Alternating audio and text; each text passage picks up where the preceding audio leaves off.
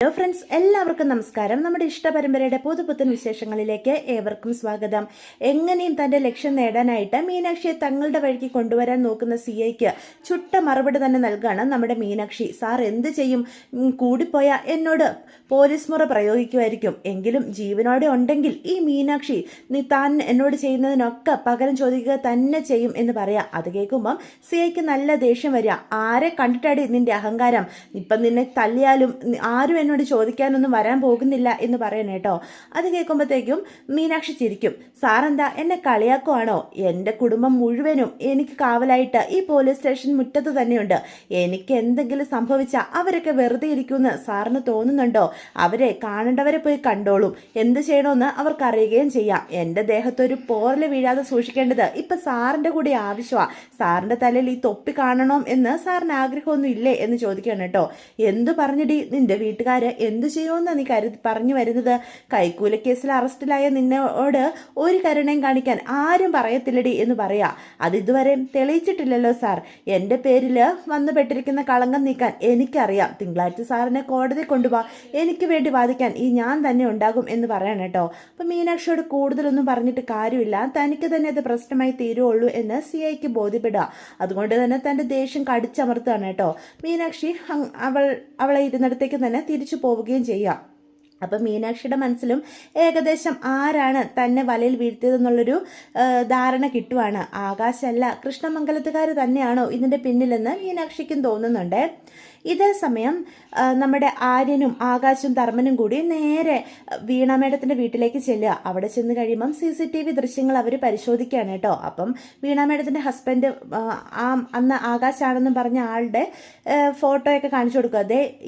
ഇയാളാ അന്ന് വന്നത്. വന്ന് ബെല്ലടിക്കുന്ന കണ്ടില്ലേ? ആകാശാണെന്ന് എന്നോട് പറഞ്ഞേ. ആകാശിനെ ഞാൻ കാണാത്തത് കൊണ്ടാണ് 25,000 രൂപ അയാളുടെ കയ്യിൽ ഞാൻ കൊടുക്കുകയും ചെയ്തത് എന്ന് പറയണേ കേട്ടോ. അല്ല, സാറിന് ഇയാളെ മുന്നേ കണ്ട് എന്തെങ്കിലും പരിചയമുണ്ടോ എന്ന് അപ്പോൾ വീണ മേഡത്തിൻ്റെ ഹസ്ബൻഡിനോട് ആരും പറയൂട്ടോ. ഇല്ല, എനിക്ക് ഒരു പരിചയമില്ല. ഞാൻ കരുതിയത് ആകാശാണെന്ന് തന്നെയാ എന്ന് പറയും. ഇയാളാണ് മീനാക്ഷി അടുത്തോട് ഇങ്ങനെയൊക്കെ ചെയ്തതിൻ്റെ പിന്നിലെന്ന് ആരും പറയാം. അപ്പം ആകാശ് പറയും, ഇയാളതാണെന്ന് എനിക്ക് തോന്നുന്നില്ല. ഇയാളൊരു ഡമ്മിയാ. ഇയാളെ കൊണ്ട് ആരും ഇതൊക്കെ ചെയ്യിപ്പിച്ചതാ. കൃഷ്ണമംഗലത്തുകാർ തന്നെയാകും ഇതിൻ്റെ പിന്നിൽ. ആ കൃഷ്ണമംഗലത്തെ അച്യുതന് മീനാക്ഷിയോട് നല്ല ദേഷ്യമുള്ള കാര്യം എനിക്കറിയാം എന്ന് ആകാശ് പറയാൻ കേട്ടോ. പലപ്പോഴും മീനാക്ഷിക്കെതിരെ പ്രവർത്തിക്കാൻ അവരെന്നെ പോലും കൂട്ടുപിടിക്കാൻ നോക്കിയതാ എന്ന് പറയാം. അപ്പം ആരും പറയും, അങ്ങനെയാണ് ആകാശേട്ടൻ ഉറപ്പിച്ചോ? ഇതിനും പിന്നിൽ കൃഷ്ണമംഗലത്തുകാർ തന്നെയായിരിക്കും. ഓരോ തവണ അവർ തെറ്റ് ചെയ്യുമ്പോഴും നമ്മൾ ക്ഷമിച്ചു വിടുന്നത് ഇതിനൊക്കെ കാരണം. ഇവനെ നമ്മുടെ കയ്യിൽ കിട്ടണം. ഇവനെ കൊണ്ട് തത്ത പറയിക്കുന്ന പോലെ ആരാ ഇതിന് പിന്നിലെന്ന് പറയിക്കണം. ആ CI ഉണ്ടല്ലോ, അയാളും കൃഷ്ണമംഗലത്തുകാരുടെ സേവകനായിട്ടാ എനിക്ക് തോന്നുന്നേ എന്ന് ആരും പറയാം. അത് കേൾക്കുന്ന ധർമ്മം പറയും, അതിലൊരു സംശയമില്ല. അല്ലെങ്കിൽ ഒരു പോലീസ് സ്റ്റേഷനിലുള്ള CI ഈ രീതിയിലാണോ നമ്മളോട് പെരുമാറുക? അതും ജനമൈത്രി പോലീസ് അല്ലേ എന്ന് പറയാൻ കേട്ടോ. പെട്ടെന്ന് നമ്മുടെ ആര്യൻ ആകാശിനോട് പറയും, ഏട്ടാ അമ്മയെ വിളിച്ച് ഇയാൾ വീട്ടിൽ വന്നിട്ട് അമ്മയുടെ കയ്യിൽ പൈസ കൊടുക്കുന്ന ആ വീഡിയോ ഉണ്ടല്ലോ, അത് മാത്രം എഡിറ്റ് ചെയ്ത് എടുക്കാൻ പറയണം നമ്മുടെ വീട്ടിലെ CCTV വിഷ്വൽസിൽ നിന്ന് എന്ന് പറയണം കേട്ടോ. അത് കേൾക്കുമ്പം ആകാശ് പറയും, അത് അമ്മയ്ക്ക് അതൊക്കെ അറിയാവോടാ എന്ന് ചോദിക്കുക. അവിടെ അനുമോളുണ്ട്, അവൾ എന്താണെന്ന് വെച്ചാൽ കറക്റ്റായിട്ട് ചെയ്തോളും. എത്രയും വേഗം അങ്ങനെ ചെയ്ത് നമ്മൾക്ക് അയച്ചു തരാൻ പറയണം എന്ന് പറയണം കേട്ടോ. അപ്പോൾ ആകാശിനെ ഫോൺ വിളിച്ച് കാര്യങ്ങളൊക്കെ കോമതിനെയും അനുവിനെയും അറിയിക്കുകയാണ്. അങ്ങനെ അനു വേണ്ട കാര്യങ്ങളൊക്കെ ചെയ്തു കൊടുക്കാം.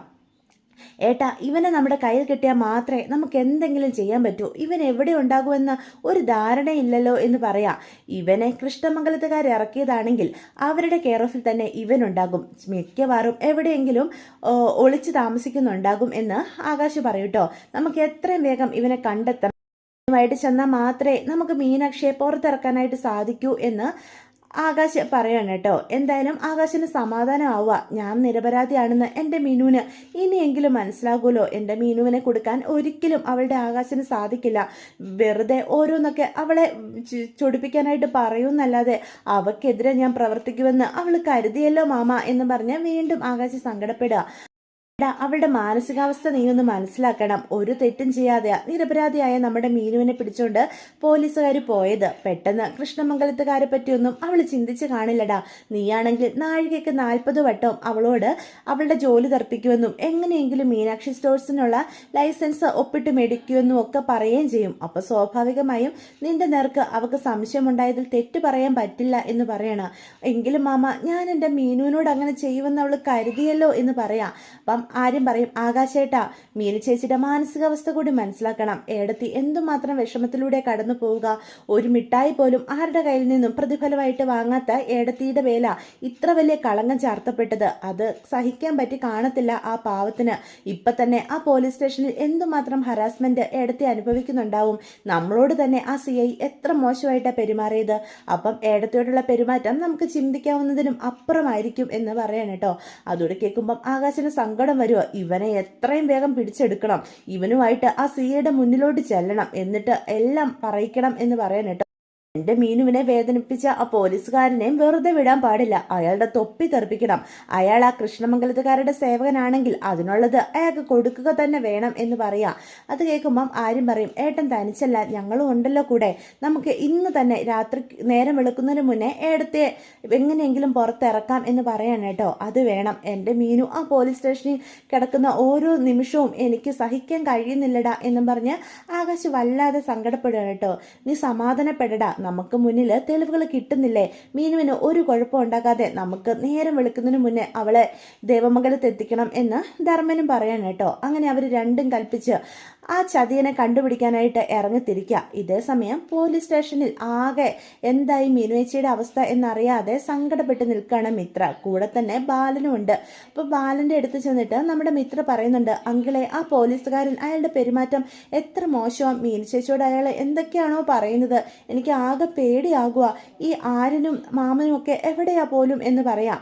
നീ പേടിക്കണ്ട മോളെ, നമ്മൾ ഇവിടെ തന്നെ ഉണ്ടല്ലോ. മീനുവിന് ഒരാപത്തും വരില്ല. അയാൾ എന്തെങ്കിലും ഉപദ്രവം മീനുവിനോട് ചെയ്താൽ നമുക്ക് ചോദിക്കാലോ. ഇവിടെ നിയമം ഉണ്ടല്ലോ, അയാൾക്കു മേലെ പല കോടതിയും നിയമവും ഒക്കെ ഇല്ലേ എന്ന് ചോദിക്കാൻ കേട്ടോ. അത് കേൾക്കുമ്പോൾ മിത്രയ്ക്ക് സമാധാനം ആകുന്നുണ്ടെങ്കിലും മീനുവിനെ എങ്ങനെയെങ്കിലും കാണണം എന്ന് തന്നെ തീരുമാനിക്കുക. അകത്തേക്ക് കയറി ചെല്ലാനും പറ്റില്ല. അപ്പോൾ ആ പോലീസ് സ്റ്റേഷൻ്റെ ജനലഴി വഴി നമ്മുടെ മിത്ര മീനുവിനെ എത്തി നോക്കുകയാണ് കേട്ടോ. അപ്പം അവിടെ ഇരിക്കുന്ന മീനു മിത്ര നോക്കുന്ന കാണുമ്പം അടുത്തേക്ക് വരിക. എന്താ മോളെ, നീ എന്തിനാ ഇവിടെ വന്ന് നിൽക്കുന്നേ? മീനു ചേച്ചി, അയാൾ മീനു ചേച്ചിയെ ഉപദ്രവിക്കുകയെല്ലാം ചെയ്തോ ആ CI? അയാൾ ഒരു ദുഷ്ടനാണെന്നാണ് എനിക്ക് തോന്നുന്നേ. ഏയ്, എനിക്കൊരു കുഴപ്പമില്ല. അയാളുടെയൊക്കെ ലക്ഷ്യം വേറെയാ. അയാളെ ആ കൃഷ്ണമംഗലത്തുകാരുടെ ആളാ എന്ന് പറയാം. കൃഷ്ണമംഗലത്തുകാരുടെ ആളോ? അതെ, അയാൾ എനിക്ക് മുന്നിൽ ഒരു ഓഫർ വെച്ചു മോളെ എന്ന് പറയാം. ഓഫറോ? എന്ത് ഓഫർ മീനു ചേച്ചി? കൃഷ്ണമംഗലത്തുകാരില്ലേ, അവർക്ക് കോറ് തുടങ്ങാനുള്ള ലൈസൻസ് പേപ്പറിൽ ഞാൻ ഒപ്പിട്ട് കൊടുത്തില്ലല്ലോ. അതിനുള്ള ദേഷ്യം തീർത്തത് എന്നോട്. അവർക്ക് ആ പേപ്പറിൽ ഒപ്പിട്ട് ഞാൻ കൊടുക്കുവാണെങ്കിൽ എന്നെ പുറത്തിറക്കിക്കൊള്ളാന്ന് ഒരു ഔദാര്യം ചെയ്യുന്നത് പോലെ എന്നോട് ആ CI പറഞ്ഞിരിക്കുക. അയാൾക്ക് കൊടുക്കേണ്ട മറുപടി ഞാൻ കൊടുത്തിട്ടുണ്ട്. ആരുടെയും വലയിൽ ഈ വീഴുന്നവളല്ല ഈ മീനാക്ഷി. നിയമത്തിൽ ലംഘിച്ചുകൊണ്ട് ഒരു പ്രവൃത്തി ഞാൻ ചെയ്യില്ല. എനിക്ക് എന്ത് പറ്റിയാലും ഞാൻ അങ്ങനെ ഒരു കാര്യം ചെയ്യാൻ പോകുന്നില്ല എന്ന് പറയാൻ കേട്ടോ. അപ്പോൾ അതുകൂടി കേൾക്കുമ്പം നമ്മുടെ മിത്രയ്ക്ക് ആകെ സംശയം തോന്നുക. ഇതിൻ്റെ ഒക്കെ പിന്നിൽ കൃഷ്ണമംഗലത്തുകാർ തന്നെയാകും, ഒരിക്കലും ആകാശേട്ടനായിരിക്കില്ല എന്ന് ബോധ്യപ്പെടുകയാണ് കേട്ടോ. മീനു ചേച്ചി, കുഴപ്പമൊന്നും ഇല്ലല്ലോ? അയാൾ മീനു ചേച്ചി ഉപദ്രവിക്കുകയെല്ലാം ചെയ്തോ? ഇല്ല, എനിക്ക് ഒരു കുഴപ്പമില്ല. നിന്റെ മീനു ചേച്ചി സ്ട്രോങ്ങാ, നിങ്ങൾ സമാധാനപ്പെട്. മീനു ചേച്ചി ഒന്നും ഓർത്തും ടെൻഷൻ അടിക്കണ്ട കേട്ടോ. ഞങ്ങൾ ഇവിടെ തന്നെ ഉണ്ട്, ദേ അങ്കിളും ഉണ്ട് എന്ന് പറയാൻ കേട്ടോ. നിങ്ങൾ ഇവിടെ വെറുതെ നിൽക്കേണ്ട ഒരു കാര്യമില്ല മിത്ര എന്ന് പറയാം. മീനു ചേച്ചി ഒന്നും പറയണ്ട. മീനു ചേച്ചിയും കൂടി കൊണ്ടല്ലാതെ ഞങ്ങൾ ഇനി ഒരു വീട്ടിലേക്കില്ല എന്ന് പറയാം. ദേ, നീ ഒന്നും കൊണ്ട് പേടിക്കണ്ട, ഞാനിവിടെ സ്ട്രോങ് ആയിട്ട് തന്നെ നിൽക്കുന്നത് എന്ന് പറയാൻ കേട്ടോ. നീ കരയണ്ട എന്നും പറഞ്ഞ് മീനു ഈ അവസ്ഥയിലും നമ്മുടെ മിത്രയെ ആശ്വസിപ്പിക്കുകയാണ്. ഇതേ സമയം ആകാശിനെ വേഷം കെട്ടി വന്ന ആ വ്യക്തി ഉണ്ടല്ലോ, ആൾമാറാട്ടം നടത്ത ആ വ്യക്തി, അയാൾ നമ്മുടെ ആകാശിൻ്റെയും ആരിൻ്റെയും കയ്യിൽ തന്നെ വന്ന് പെടുകയാണ്.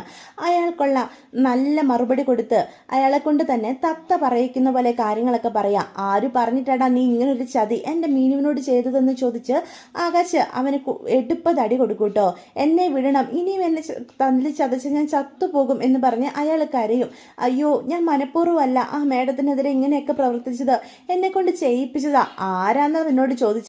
അത് ആ കൃഷ്ണമംഗലത്തെ അച്യുതൻ സാറിന് വേണ്ടിയാ ഞാൻ ഇങ്ങനൊരു പ്രവൃത്തി ചെയ്തത്. എനിക്കൊരു കുഴപ്പം ഉണ്ടാകില്ലെന്ന് സാർ ഉറപ്പ് തന്നപ്പം ഞാൻ അറിയാതെ അല്ലാതെ മറ്റൊന്നുമല്ല.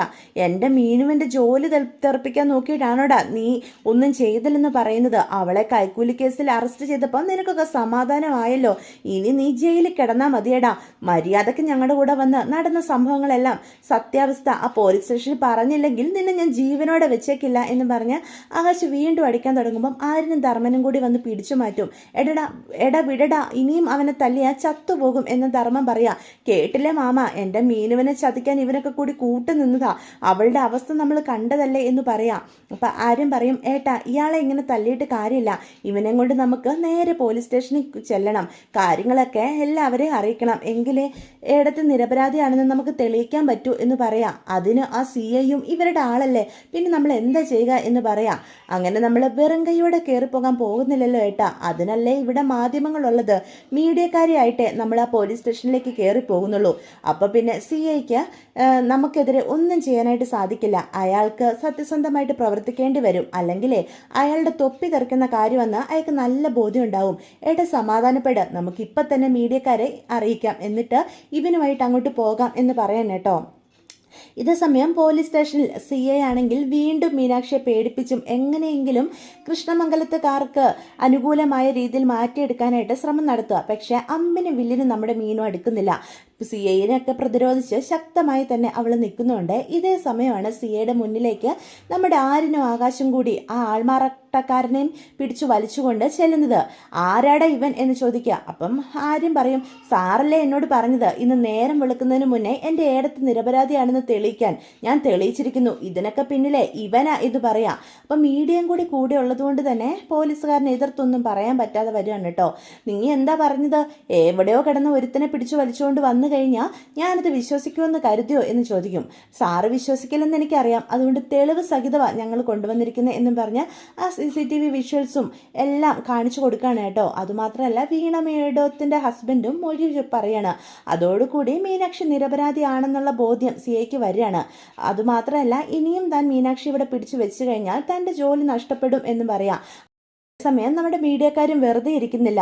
ഒരു തെറ്റും ചെയ്യാതെ മീനാക്ഷി എന്ന് പറയുന്ന ഓഫീസർക്കെതിരെ ഇങ്ങനെയൊക്കെ ചെയ്യിപ്പിച്ചത് ആരാണ് എന്ന് പറയിപ്പിക്കുന്നുണ്ട് കേട്ടോ അയാളെ കൊണ്ട്. കൃഷ്ണമംഗലത്തെ അച്യുതൻ്റെ പേര് ന്യൂസിലൂടെ എല്ലാവരും അറിയാം. അതുമാത്രമല്ല മീനാക്ഷി നിരപരാധിയാണെന്നും എല്ലാവരും അറിയുന്നുണ്ട് കേട്ടോ. അപ്പോൾ പോലീസുകാർക്കും വേണ്ട മറുപടി മീഡിയക്കാർ കൊടുക്കുന്നുണ്ട്. അവരുടെ പല ചോദ്യങ്ങൾക്കും മുന്നിലും CIക്ക് വരണ്ടു നിൽക്കേണ്ട അവസ്ഥ ഉണ്ടാവുകയും ചെയ്യുന്നുണ്ട്. എന്തായാലും നമ്മുടെ മീനാക്ഷി ആകെ സന്തോഷത്തിൽ നിൽക്കാം. അതോടൊപ്പം കുറ്റബോധമുണ്ട്. തൻ്റെ ആകാശിനെ താൻ സംശയിച്ചല്ലോ, ഒരു തെറ്റും ചെയ്യാത്ത ആകാശിനെ താൻ വാക്കുകൊണ്ട് വേദനിപ്പിച്ചല്ലോ എന്നൊരു കുറ്റബോധത്തോടെ ആകാശിനെ നോക്കുകയാണ് കേട്ടോ. അപ്പോൾ ആകാശും മീനാക്ഷിയെ നോക്കുമ്പം വേദനയോട് കൂടിയാണ് നോക്കുന്നത്. നീ എന്നെ സംശയിച്ചല്ലോ മീനു എന്ന രീതിയിൽ. ഇതൊക്കെയാണ് നാളത്തെ എപ്പിസോഡിൻ്റെ വിശേഷങ്ങൾ. വീഡിയോ ഇഷ്ടപ്പെട്ടുവെങ്കിൽ ചാനൽ സബ്സ്ക്രൈബ് ചെയ്യാൻ മറക്കരുത്, ലൈക്ക് ചെയ്യാനും മറക്കരുത്. നിങ്ങളുടെ അഭിപ്രായങ്ങൾ കമൻസ് വഴി എന്നെ അറിയിക്കാനും മറക്കരുത്. അപ്പോൾ